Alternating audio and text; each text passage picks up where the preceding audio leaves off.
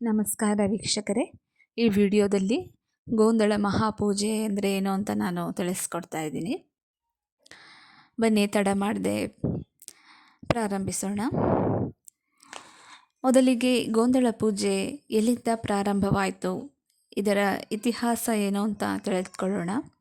ಒಮ್ಮೆ ಪಾರ್ವತಿ ದೇವಿಯು ರಾಕ್ಷಸರನ್ನು ಸಂಹಾರ ಮಾಡಿ ವಿಜಯಶಾಲಿಯಾಗಿ ಕೈಲಾಸಕ್ಕೆ ಮರಳಿದಳು. ಆಗ ದೇವತೆಗಳು ಆನಂದದಿಂದ ದೇವಿಯ ವಿಜಯವನ್ನು ಆಚರಿಸಲು ಬಯಸುತ್ತಾರೆ. ಗಾನ, ವಾದ್ಯ, ನೃತ್ಯ ಸೇವೆಯನ್ನು ನೆರವೇರಿಸುತ್ತಾರೆ. ಈ ವಿಜಯದ ಉತ್ಸವವೇ ನಂತರ ಗೋಂದಳ ಎಂಬ ಹೆಸರಿನಿಂದ ಪ್ರಸಿದ್ಧಿ ಪಡೆಯಿತು. ದೇವತೆಗಳು ದೇವಿಯ ವಿಜಯದ ಉತ್ಸವವನ್ನು, ದೇವಿಯ ಶೌರ್ಯವನ್ನು ಕೊಂಡಾಡಿದ ನಂತರ ದೇವಿಯು ಪ್ರಸನ್ನಳಾಗಿ ಯಾರು ಶುಭ ಕಾರ್ಯಗಳಲ್ಲಿ, ವ್ರತಪೂರ್ಣತೆಯಲ್ಲಿ ಹರಕೆ ತೀರಿಸುವಾಗ ಗೋಂದಳ ಸೇವೆ ಮಾಡುತ್ತಾರೋ ಅವರಿಗೆ ನಾನು ಪ್ರಸನ್ನಳಾಗಿ ಅನುಗ್ರಹ ನೀಡುತ್ತೇನೆ ಎನ್ನುತ್ತಾಳೆ.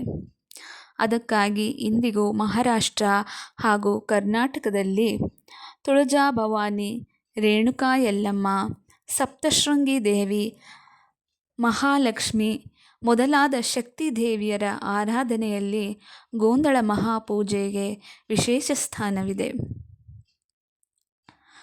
ಗೋಂದಳ ಗೊಂದಳಿಗರ ಮೌಖಿಕ ಸಂಪ್ರದಾಯ, ಶಕ್ತಿ, ಭಕ್ತಿ, ಪರಂಪರೆ ಹಾಗೂ ಸ್ಥಳೀಯ ಮಹಾತ್ಮ್ಯಗಳಲ್ಲಿ ಹೆಚ್ಚಾಗಿ ಕಂಡುಬರುತ್ತದೆ. ಈ ಮಹಾಪೂಜೆಯನ್ನು ಶುಕ್ರವಾರ ಹಾಗೂ ಮಂಗಳವಾರ ಮಾಡಲಾಗುತ್ತದೆ. ದೇವಿಗೆ ಕೆಂಪು ವಸ್ತ್ರ, ಕುಂಕುಮ ಅಂದರೆ ಬಹಳ ಪ್ರಿಯವಾದದ್ದು.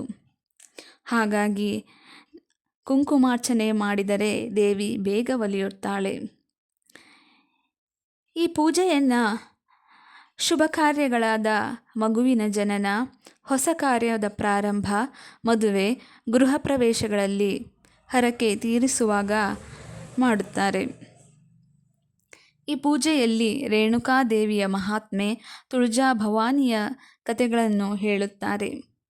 ರಾತ್ರಿ ಇಡೀ ಪಾರಾಯಣ ಮಾಡುತ್ತಾರೆ. ಕಥೆಯ ಮಧ್ಯದಲ್ಲಿ ದೇವಿಯ ಹಾಡುಗಳನ್ನು ಹೇಳುತ್ತಾರೆ. ಹಾಡುಗಳಲ್ಲಿ ದೇವಿಯ ಅವತಾರಗಳು, ಅಸುರರ ಸಂಹಾರ, ಭಕ್ತರ ರಕ್ಷಣೆ ಹಾಗೂ ಅನುಗ್ರಹದ ಕಥೆಗಳನ್ನು ಕೇಳಬಹುದು. ರಾತ್ರಿ ಇಡೀ ಜಾಗರಣೆ ನಡೆಯುತ್ತದೆ. ಗೋಂದಳವು ಕೇವಲ ಸಂಗೀತ ಕಾರ್ಯಕ್ರಮವಲ್ಲ. ಗೋಂದಳದಲ್ಲಿ ದೇವಿಯನ್ನು ಆಹ್ವಾನಿಸುವುದು, ಅವಳ ಮಹಿಮೆಯನ್ನು ಸ್ಮರಿಸುವುದು, ಕೃತಜ್ಞತೆ ಸಲ್ಲಿಸುವುದು ಎಲ್ಲವೂ ನೆರವೇರುತ್ತದೆ.